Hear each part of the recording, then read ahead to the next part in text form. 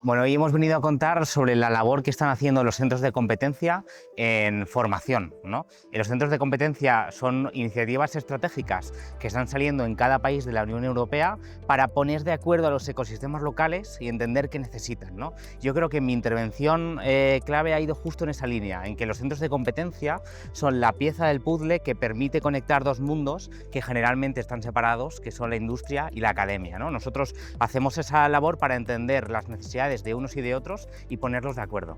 Fantástico. Yo puedo decir que he estado en las 3 ediciones del Valencia Silicon Forum y me encanta ver cómo el proyecto va creciendo, ¿no? El foro va creciendo, cada vez hay más gente, más días, que eso es algo fantástico. Tenemos más público internacional, ponentes de alto nivel, ¿no? Como hemos tenido. Entonces yo creo que eso es un signo de que el ecosistema valenciano tiene muchísima potencia para seguir creciendo y seguir siendo un foco de interés para toda la Unión Europea.